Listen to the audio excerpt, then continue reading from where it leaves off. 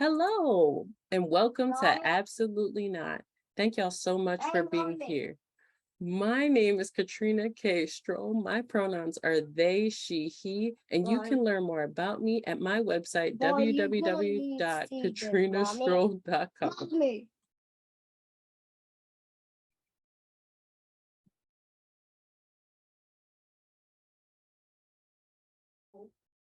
You can't.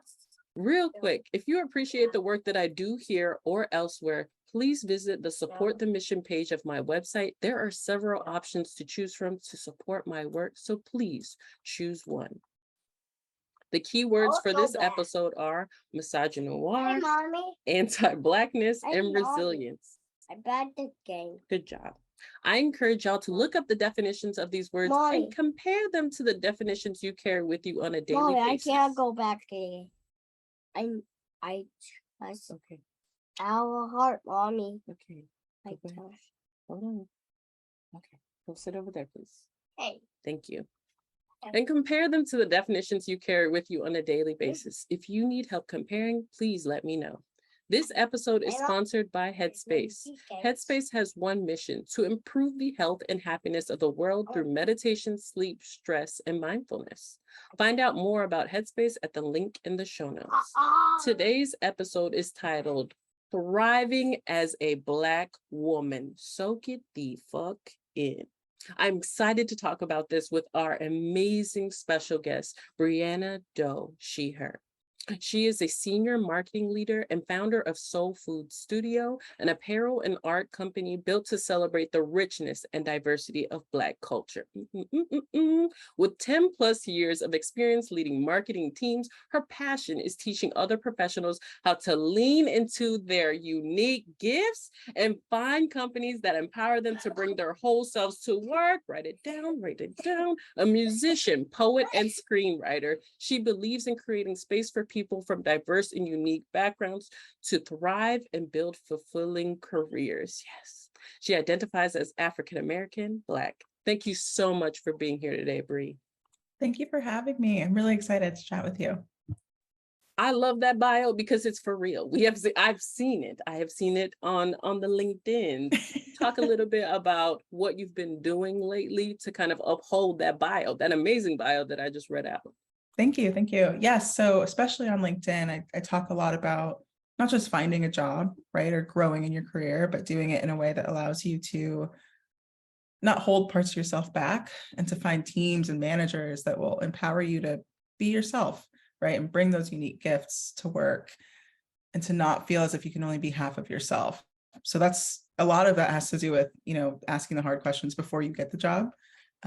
Or asking the hard questions when you think you might need to leave, like being willing to take those steps and make a change.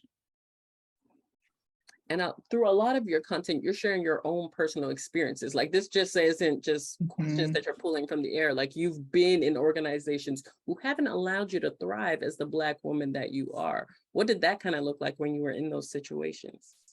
Oh, it was rough. So for context, I've had a pretty colorful career history. I've always been in marketing, but back when I first started, I didn't have a mentor or somebody that I looked up to. So I was really just figuring it out. I didn't know what questions to ask or what I was able to push back on. Like, I didn't even know that I could feel comfortable at work. After a while, you start to think, this is just what it is, right? Like people will say what they want to me or about me, and I just have to put up with it. And so, as I grew in my career and as I built confidence and realized what I wanted and what I didn't want, I started really just keeping track of what I was learning and applying that when I would interview for jobs and when I would evaluate managers and leadership styles and teams too and work environments. So it's been great that it feels like there was a reason for all of that now. It wasn't always easy. So it's nice that I can use what I've learned and help someone else. I love that you're being very honest. Like it wasn't always easy and I didn't have a mentor, which is why I'm doing that now. What I wrote down is, this is just what it is. Brianna, is it just what it is? Are we supposed to take this? No, no, if you can take anything from this, no, you do not have to put up with being uncomfortable or feeling disrespected, whether it's because, in my case, whether it's because I'm a woman or because I'm Black or both. You don't have to put up with feeling like a token hire, or like your personal experiences and perspective don't matter. You are never stuck in whatever work environment you're in, which was a huge revelation for me. Ooh, I don't like that. I don't like it because it hurts. I don't like it because Yeah. you are never stuck. I think about all the times when people, especially in the field that you're in, marketing, the people, those are good jobs. These are good companies. Like, don't lose that good money. When was the last time somebody told that to you before you were like, no, I refuse to be stuck here? You know, it's funny, probably 2 jobs ago was the last time I accepted it. Because that's it, right? You get good benefits, you have good opportunities. Like, you should be thankful and grateful for whatever shit they throw at you, but that's not the case. And it's just not. And you know, it's hard too. I think what's interesting about the climate we're in right now is that this is the climate that allows people to start feeling that way. Like, well, at least I have a job, you know, at least I'm not getting laid off and things like that. And that's true. I'm really grateful for my position and my job. And I'm really grateful that I get to help other people. But you can still, there's still things you can do even in this kind of situation and, you know, job climate to prepare yourself for the role that you do deserve when you decide to leave. I love how real this is because, baby, like, we can't all just up and quit our job like, oh, wow, y'all Yes. are racist. I do need to leave, but also rent is due in like 2 weeks. So Yes. did you ever have to do that? Be like, all right, well, I will hold out until January, or I will hold out until March. Oh yeah, because I don't know about you, but I hear that advice all the time. I see it on LinkedIn, I see it in articles, you know, all over the place. If you're not happy, just leave. Just get up and leave.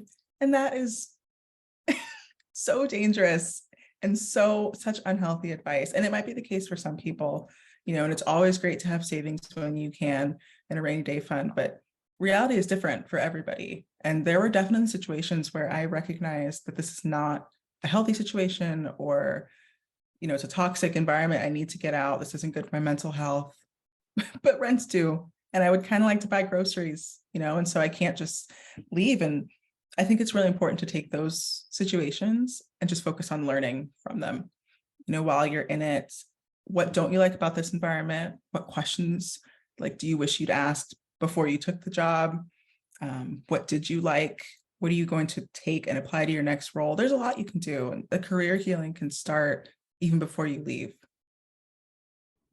Oh, I like the last part, career healing, Yeah. because healing means something harmed you. Healing means something affected you. Healing means something happened. If we're not accepting the fact that something happened, then how are we going to heal? I love that you also framed it as you need to focus on learning. Whenever that is happening, well, it's like specifically in my own instances, whenever that has happened to me, it was really hard to pinpoint what to focus on. Like, damn, rent got to get paid. Damn, this place sucks. Damn, what's my next steps? But focusing on learning is such a clear pinpoint for people to take from this conversation. Where did you get that from? Honestly, I got that from relationships. I see a lot of similarities between dating and interviewing, and dating and job hunting. And, you know, when I would leave a relationship and say to myself, I don't want to do that again. I don't want to go through that again. What do I need to change in, you know, the person that I'm looking to date, like what I'm looking for in the next person I date, or the way I approach dating? What do I need to change so that I don't have to experience that again? And it's the same with jobs. You know, it's once that clicked for me, it was really easy to start applying those same practices to my job search. So I love that. And we talk about that a lot in this space, that these relationships, although with different titles, with different people, with different clothing attached to them, are all relationships that you have power over and are able to ask questions about, are able to align with or not align with. What was the last time you had to tell somebody? I know that you put out a lot of content for people, but do people ever question that about you, that you know that like these are all relationships and you have to be aligned and you have to be able to ask questions? Do people ever like, nah, that's not how that goes? Yes, mostly in my DMs. For some reason, they don't comment and say it, which is fine. And I'm always open to, you know, a healthy, respectful debate. And And so I've had some conversations where certain people think, or they tell me, you know, so most of the advice you put out is great, but just remember, people are grateful to have work. Like you can't always get what you want. You know, you can't ask all these questions. You're going to scare off a potential manager. I don't want to live like that. You spend how much time at work a week? You know, you deserve to ask the questions that matter to you. And workplace trauma is very real. And a lot of people don't want to accept that. But I mean, we can talk about it. We can debate it all we want, but it's definitely real. I love this. And I love that you said, for some reason, these people want to go in my DMs. We know by the title of this episode that thriving as a Black woman is completely different than thriving as any other person on this planet. What do you believe is the reason that these people won't say their snide comments in public by going in your DMs? It's a good question. I think a lot of it has to do with the fact that, well, LinkedIn's interesting because it's a professional social media platform. And so some people, as we all should be, are aware of the fact that, you know, what you say is public. You know, if you decide to be rude and be disrespectful, people are going to see it. And what I really like about the community that I've built on LinkedIn is that 99% of them are very supportive and encouraging, and they wouldn't put up with it either if they saw it in my comments. And I think deep down, the people that want to be snide and be rude, they know that they're in the wrong. So they're not going to put it out there for everybody to see. And they think they can just attack me in my DMs and expect a response. But you're probably not going to get one. So thank you for this, because there are a lot of times, especially people who create content, we believe that that we have to give a response, that we always have to be on, that we always have to be online, that we have to be available to these people. Is that true at all, Brie? I definitely don't think so. And I think it's even more important if you create content, or if you're a leader in, you know, some capacity or space, that you have those boundaries for yourself. When I first started creating content, I definitely thought I needed to be on for everybody. I needed to help everybody who reached out. But not too long ago, I read this article about boundaries, and it talked a lot about how boundaries are for you, not for the other person. And so that's for me. Like, I need space for myself. I can't be there for everybody all the time, and that's okay. I shouldn't be expected to. And releasing those expectations from myself allows me to show up and not get burnt out, whether it's at work or in the DMs or just on LinkedIn. And it's really important. Our mental health comes first. I hope everybody heard that. Our mental health comes first, not like even in our own lives. I love that you said boundaries are for me, not for y'all. Like, I'm not trying to hurt y'all at all. I'm trying to prioritize my mental health. I'm trying to keep myself safe. Ooh, I love this conversation so much. One of the reoccurring themes that keeps popping up is decisions made out of fear. Like, you keep talking about you're going to scare somebody away. Like, those people's like, you're going to scare people away, or like people are afraid to leave their jobs because of this or that, or people are afraid to comment on there's just a lot of decisions being made out of fear. Do you make decisions made out of fear now, or are they based in other emotions? That's a really good point. You're right. A lot of decisions are made out of fear. And I'll definitely say there was a point in my life, professionally and personally, where I made most of my decisions out of fear. Fear of different things. And now I'm at a point where I recognize fear will always be there. I'll always be anxious about something or scared of something happening, but that fear doesn't make it more or less likely to happen. You know, what I can control is how I react and what I do with that fear or that uncertainty. And I can't allow it to keep me from making certain decisions or making changes for myself, it took me a long time to understand that. That was not an overnight revelation. And sometimes I probably still forget it, but you know, that's the thing. I think we're all a work in progress, and each decision is a new chance to kind of unlearn that habit. So.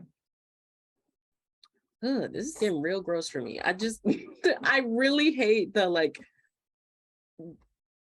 there's the statement of me being fearful is not going to make it less likely to happen or more likely. I'm just being fearful. And you saying it's going to be there regardless. Like, you going to be scared regardless. You might as well. You might as well Yeah. live the life that you want to live. I love that so much. And I hope it gives the permission to people who are desperately fearful of making those steps and asking questions in those interviews. What are some of the questions they can ask that are maybe like, I don't know, 0.5 on the fear level instead of like 10 You mean ask to their potential to the managers? interviewers, maybe? I would recommend asking questions related to leadership and management style. So not simply what is your management style. I think with that question, it's helpful, but it's really easy for a manager to give a canned answer. Of one experience where they were a good manager. What you want to know is how they will treat you as their direct report, how they'll support you professionally and personally to an extent, and how they'll empower you to grow. So asking questions related to situations. So when is the last time? Can you tell me about a time that you empowered one of your direct reports' professional growth? Or can you tell me about a time when one of your reports gave you feedback and you implemented it? Questions that make them think and questions that challenge them. Because one thing that's really important is not just asking the question and getting the answer, but seeing how they react to it. If they don't want to answer it, or if they're snarky, or takes them like 30 minutes to come up with an answer, you need to consider that and read between the lines as much as possible. One of the things that popped in my head is just like, I guess, I don't know, but it's just, if you ask canned questions, you're going to get canned answers. So if you ask like, oh, what kind of leadership style y'all got here? They're like, oh, diversity, include. They're going to say all the buzzwords and other things right now. But if you say, oh, what's the process look like if I should be confronted with racism or misogynoir in the workplace? What does that process look like on me reporting that? They can like, oh, I'm like, great, I can't fucking work here because I'm Black. And like, exactly. We're not going to be able to, but I love that you're so specific in that, like, canned questions gonna get canned answers. Just like they have a list of questions or whatever, they be getting the same answers as well. So exactly. And we're not trying to be in relationships like that anymore. We took that from the last time. We're not trying to be in. I love this exactly so much. I do too. Ooh, oh my gosh. Okay. But I appreciate you being honest about what has happened. What has happened to you, or could you share with us what has happened to you when you ask canned questions? Like when you got into environments where you got like the good canned answers and you're like, well, that's good enough. I've seen the error of my ways pretty quickly. So when I've asked those canned questions, gotten the job and started, it's giving like the Wizard of Oz when they pull back the curtain and it's just that dude sitting there. It all falls apart pretty quickly. I've been straight up told I was hired because I was Black. I've been put in situations. I've usually worked with pretty small teams. So when I work directly with like the CEO, I've been like things that have been said to me just related to like diversity or being a woman. Like the way I've been treated has been discriminatory and derogatory. And I've been belittled quite a bit. Like my thoughts and perspectives have been minimized and criticized, and not in a constructive way. So it's important. You have to figure out what you don't want, work backwards, and build questions based off of that. Otherwise, you'll end up in situations like mine. And I love that you keep talking about your identities and how that impacts everything, like your entire workplace, how you've been respected, how you've been disrespected. Like it doesn't go away. I'm not less Black because I work for y'all now. I'm not less, you know what I mean? Like my identities don't just fleet away into the wind because, yeah, I got a paycheck now. Exactly. Have you ever had to tell someone that, like, oh, I'm actually still Black, like it didn't go away after the interview? In a way, yeah. So I won't name names, but there was a company I worked for where, those statements like, I just don't see color. I forgot you were Black. Weird things like that have been said. And someone said that to me. It's like a VP of something. She was trying to touch my hair, which happens, often, which is why I love remote work. She was trying to touch my hair and I stepped back and said, I'm not comfortable with that. was feeling a little sassy. And I remember saying, you know, as most Black women aren't, I'd appreciate it if you didn't touch my hair. And she said, oh, I forget you're Black. Like, I don't even see that. You just seem like one of us. And I remember it was a horrible, horrible situation. And it's pretty early in my career.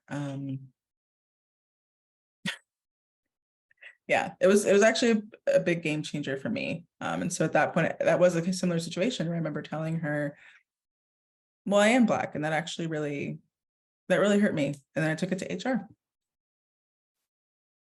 As you should. That was like 17 red flags and like one conversation. Like, and that's what I'm talking about, is like all of that pain and harm in like one conversation could have been eliminated. Not to place so much blame on yourself, but that's what we're trying to get to. Like, I don't want to go through all that no more. I want to be able to be like, oh no, if y'all are going to ask me questions like that on a daily basis at work, I probably cannot work here. Exactly. Yes. And obviously, like you said, it's not all on us as the interviewee, and we can't know everything. There are only so many questions we can ask, but we can do our due diligence and we can ask the hard questions and advocate for ourselves. Yes, advocating for yourselves. That's what we're here to do. To the people who are going to listen to this and say, you know what? I refuse to go into these workplaces anymore and just have to like overcompensate and overdo this and not be able to thrive as the Black woman that I am. What would be the top 3 tips you would share with them about thriving and being honest and not getting into relationships you don't want to be in anymore? Top 3 tips. So 1, whether you're currently in a toxic situation or you just left one and you're job hunting, I recommend taking some time, sitting down with a notebook, your computer, and evaluating what worked, what didn't work, what you learned from those situations. Thinking back to your interview process, what questions did you ask? How did you evaluate companies? Really digging into what led up to you accepting this position or switching departments, whatever the case may be, because that will help you as you re-enter job search and interviewing, and it'll help you hopefully avoid those same mistakes. Second is, this one's less tangible, let's say, but reminding yourself as much as you need to that your whole identity matters. You don't have to work for a company that doesn't allow you to bring your full self to work. You don't have to feel uncomfortable and disrespected. It might feel like you do, but you don't. And it might take some time to find, you know, a better situation, but you'll find it and you deserve that. And it's easy to get discouraged if you've been, you know, disrespected or minimized or criticized a lot. So doing that work to build yourself back up is really important. And the third tip I would share is getting some form of accountability buddy or partner as you work through this process. So mine was my partner, and he helped me stay on track with what my goals were, not compromising, not settling. Just helps to have somebody that cares about you, cares about your well-being, be there to support you along the way. And I love that you brought up accountability, because we just talked about this too. Like, not that all the blame is on y'all, not that all the blame is on us, but we can do our due diligence. And if we're not doing that, then, you know, some of the blame got to be on us a little bit. Yeah. But I also love the first tip about getting data. Like, just write it down. Like, write it down somewhere. I don't care if it's in a journal. I don't care if it's on a sticky note, but like, take it into the interview. Like, bare minimum, please don't be racist. Like, because this is like, if you can't get nothing else out your mouth, just like, are y'all racist here?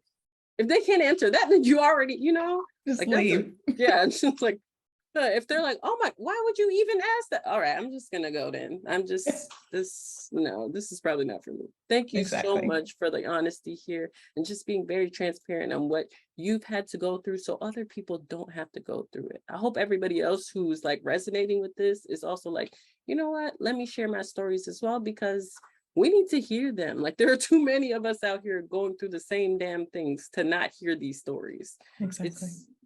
Racism is, if anything, exhausting and annoying. Like, just, okay.